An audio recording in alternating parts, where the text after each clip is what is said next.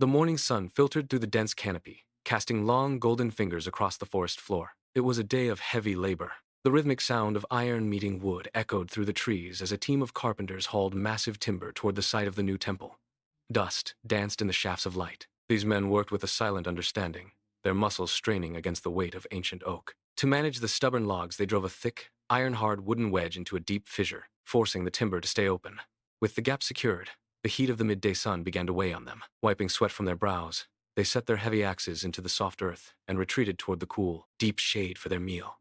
The clearing, once filled with the cacophony of construction, fell into an eerie, expectant silence.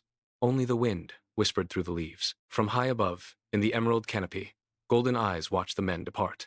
Manku, a young monkey known for a spirit far too restless for his own good, swung down from the branches. He landed softly on the log, his small hands feeling the rough, sun-warmed bark.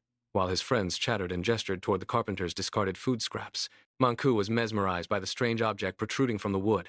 It was the wedge. He poked it with a single, trembling finger. It felt cold and immovable. His elders called out to him, urging him to join the feast, but Manku stayed. He was captivated by the tension held within the split timber. He didn't understand the physics of the gap. He only saw a challenge. He sat atop the log, contemplating the piece of wood that held the giant timber apart. To him, it was a puzzle, a toy left behind by the giants. He ignored the warnings of the forest, feeling a surge of stubborn pride.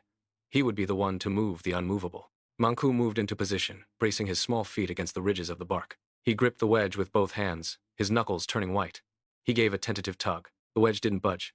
Frustration flared in his chest. He shifted his weight, digging his heels in deeper, and squeezed his eyes shut. He pulled with every ounce of strength in his lean body. He could hear the wood beginning to groan, a low, ominous creak that vibrated through his bones. His friends stopped their playing, sensing the shift in the air. Just a little more, he seemed to think, his breath coming in ragged gasps. The pressure was immense. The forest seemed to hold its breath as Manku gave one final, desperate yank. With a violent, high-pitched crack, the wedge popped loose. But the victory lasted only a fraction of a second. Without the wedge, the massive log snapped shut like a giant's jaw. A sharp, piercing cry tore through the clearing, followed by a sickening thud that silenced the birds. The silence that followed was heavier than the timber itself. Manku lay trapped, the weight of the temple's foundation crushing the life from him. His friends scrambled down from the heights, their screeches filling the air with a frantic, helpless energy. They clawed at the seam of the log, their small fingers bleeding against the wood, but it was immovable. They looked at Manku's still face, their chattering turning into mournful whimpers. When the carpenters returned, drawn by the sound of the commotion, they found a scene of heartbreak. They saw the wedge lying in the dirt, discarded and innocent. With heavy hearts and iron bars, they worked to pry the logs apart. But they knew before they even began. They moved with a somber slowness, their voices low as they cleared the site. The sun began its slow descent, painting the clearing in shades of bruised purple and deep orange. As the sun finally set behind the half-finished temple, the troop of monkeys returned to the clearing. They did not play.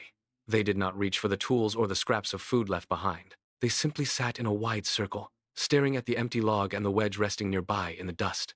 The forest was quiet, but it was a different kind of quiet than the morning. It was a silence etched with the weight of a hard-learned lesson. Some things are not meant to be moved. Some gaps are meant to stay open. They stayed there long into the night, guardians of a memory they would never forget.